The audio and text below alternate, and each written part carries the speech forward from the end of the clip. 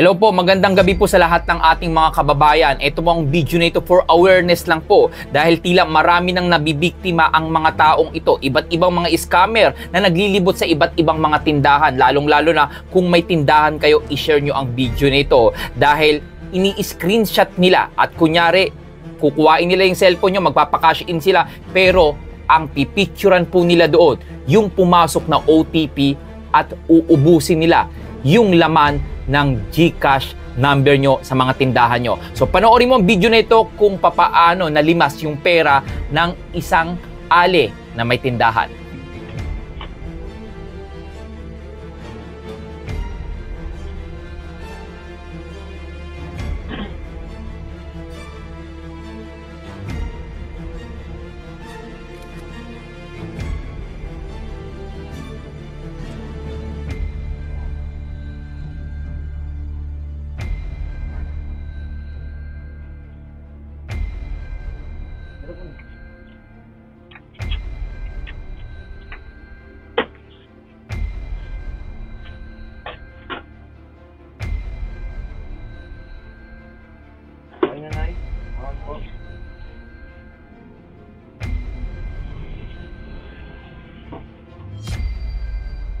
So ayan guys, sa panood nyo yung video, makikita na tila dalawang individual siguradong magkasabwat yon. Ang ginawa, kunwari magpapakash in yung lalaki pero alam na nila yung number nung tindahan. So may transaction na sila doon sa cellphone nila, ang gusto lang nilang makuha yung OTP na papasok doon sa number ng cellphone ng tindahan. So kung makikita nyo, kunyari, in-screenshot niya lang yung GCash na pinakash in niya pero makikita nyo, ginagalaw niya na at may lumabas na OTP doon sa cellphone ng may tindahan. Then, pinicturan niya. Then, kung anong transaction ang meron niya, ibig sabihin, nakuha niya at naging successful. Hindi na malayan ng nagtitinda na tila nalimas na yung laman ng GCash account niya. So ayun po ang iiwasan po natin para po sa ating mga kababayan, lalong-lalo na hindi lang basta sa may mga tindahan po, pati rin po sa atin, kung may manghiram sa atin at alam na alam yung cellphone number mo, isa lang ang pinakasusi nila para makuha nila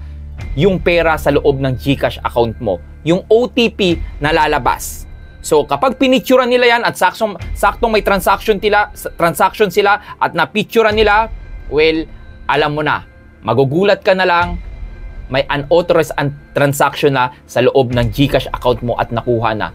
Hindi mo na malayan na may isang tao pala, lalong-lalo na kung may tindahan ka na nanghiram ng cellphone mo, kunwari magpapakash in, hindi mo alam na pinicturean na yung OTP na pumasok doon sa cellphone mo. So, maging maingat po tayo, lalong-lalo sa may mga tindahan po, i-share nyo po ito. Kung may mga kapamilya kayong kaibigan nyo, so, wag na wag nyo ipapahawak po yung cellphone nyo sa mga nagpapakash in at nagpapakash out. Sa inyo lang po yan, okay? Then, lagi nyong i-check kung may lalabas po na mga OTP kasi alam nila yung number ng cellphone nyo. So, may mga transaction sila dyan, ta-type lang nila yan, uulitin ko, din ang kailangan lang nila OTP na lalabas dyan sa mga cellphone nyo. So, marami na pong nabibiktima ngayon, mag-iingat po tayo dahil hindi mabilis kitain ang pera ngayon. Mabilis nakawin pero mabilis tayo ma-scam ng mga tao nito at marami na pong mga tindahan at mga individual ang nai-scam ng mga tao nito. Maraming salamat at i-share nyo po